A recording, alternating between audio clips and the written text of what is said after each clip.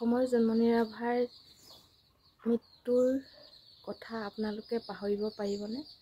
জন্মনি ৰাভাৰ যিমানেই ন্যায় নিদিয়ক লাগিলে, জন্মনি ৰাভাৰ দুৰ্ঘটনাত মৃত্যু বুলি ন্যায় দিয়াৰ পাছতো আমাৰ অসমবাসীয়ে আচলতে এইটো হত্যাকাণ্ড বুলি ভাবি থাকিল। তাকে লৈ এজন যুৱকে বৰ সুন্দৰকৈ এটি গীত ৰচনা কৰিছে।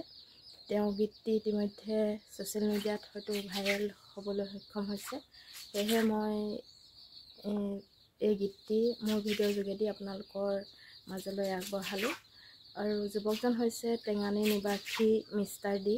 তেওঁ গীতটো আচলতে মিউজিক সহ আগবঢ়াইছে। ভাল লাগিলে আপোনালোকে লাইক, কমেণ্ট আৰু শ্বেয়াৰ কৰি দিব বুলি আশা ৰাখিলোঁ।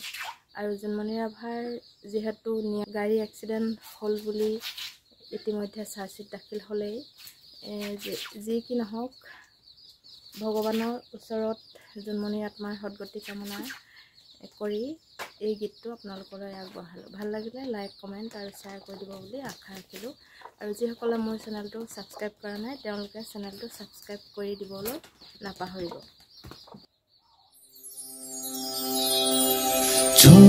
তই মোৰ বুকুৰ আপোন, অকমান মোক দেখা দেচোন।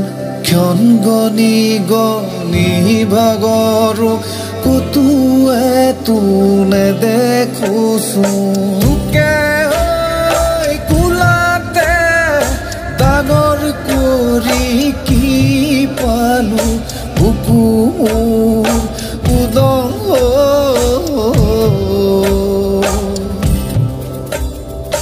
ইফালে চাও নাই সিফালে চাও নাই, গোটেনো গলি মোৰ জন্মনি।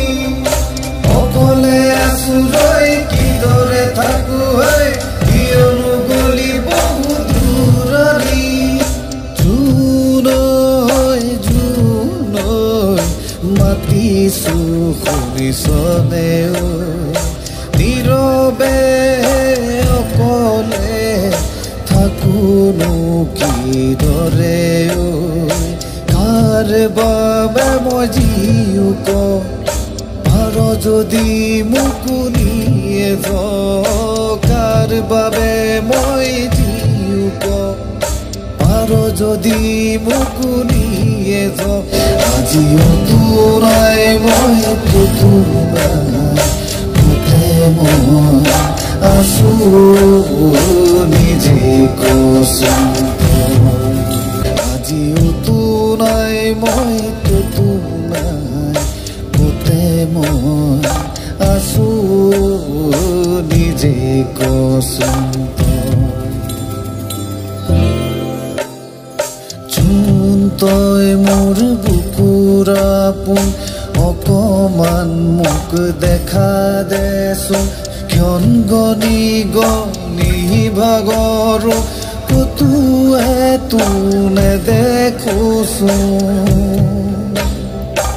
নমস্কাৰ বন্ধুসকল, জোনমনি ৰাভাৰ মাতৃৰ কান্দোনৰ প্ৰসংগক লৈ পেলাই মই গীত অকণমান চুটি গীত এটা লিখিবৰ কাৰণে চেষ্টা কৰিলোঁ, আপোনালোকলৈ আগবঢ়ালোঁ। মোৰ আজি প্ৰথম এনেকৈ গীত গাইছোঁ আপোনালোকৰ লগত, মিউজিকৰ লগত। মিউজিকটো ট্ৰেকবোৰ মোৰ লগৰ এজন আছে, লগৰজনে বনাই দিলে। তথাপি পাৰফেক্ট নাই হোৱা গান, তথাপি গানটো কেনেকুৱা লাগিছে অনুগ্ৰহ কৰি জনাবলৈ নাপাহৰিব। ধন্যবাদ।